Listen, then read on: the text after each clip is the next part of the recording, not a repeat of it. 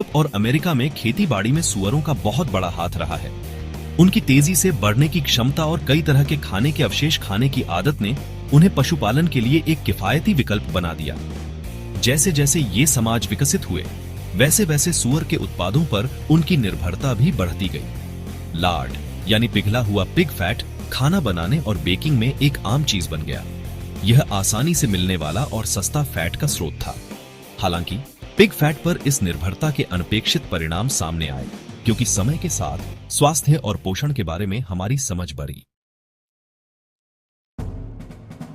Pig fat में बहुत ज्यादा सैचुरेटेड फैट होता है, जो ज्यादा खाने पर हमारे स्वास्थ्य पर बुरा असर डाल सकता है। कई शोध बताते हैं कि ज्यादा सैचुरेटेड फैट खाने से कोलेस्टेरॉल का स्तर बढ़ता है, जिससे दिल की बीमारी, मोटापा और दूसरी स्वास्थ्य समस्याएं हो सकती हैं। इस्लाम में सुअर के गोश्त और उसकी चर्बी से मनाही यह दिखाती है कि ऐसे पौष्टिक और अच्छे खाने चुनना कितना जरूरी है, जो हमारे शरीर और दिमाग के लिए फायदेमंद हों। जैसे जैसे पिग फैट से होने वाले नुकसानों के बारे में पता चला, खाद्य उद्योग के सामने एक चुनौती आ गई। बचे हुए पिग फैट का क्या करें? इसे धीरे धीरे खत्म करने के बजाय उन्होंने इसे अलग अलग तरह के खाने में चुपके से मिलाने के तरीके खोज निकाले।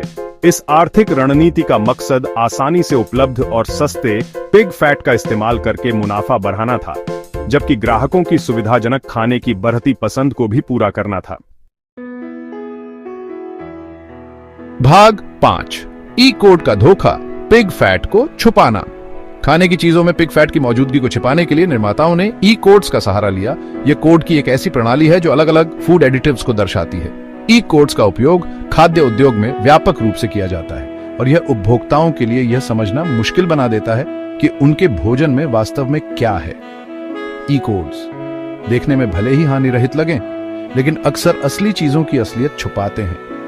ये कोड्स खाद्य पदार्थों में उपयोग किए जाने वाले एडिटिव्स के लिए एक संक्षिप्त रूप हैं, और इनमें से कई एडिटिव्स जानवरों से प्राप्त होते हैं। उदाहरण के लिए जिलेटिन, जो अक्सर सुअर की खाल और हड्डियों से बनता है, आमतौर पर कैंडी, मिठाई और यहां तक कि कुछ दवाओं में भी पाया जाता है, जिसे E441 के रूप में सूचीबद्ध किया जाता है। जिलेटिन का उपयोग खाद्य उद्योग में एक स्थिरता एजेंट के रूप में किया जाता है, और यह कई प्रकार के उत्पादों में पाया जा सकता है, जिनमें जेली, मार्शमैलो और दही शामिल हैं। यह लेबलिंग रणनीति ग्राहकों, खासकर मुसलमानों के लिए सुअर से बनी सामग्री की पहचान करना और उनसे बचना मुश्किल बना देती है। मुसलमानों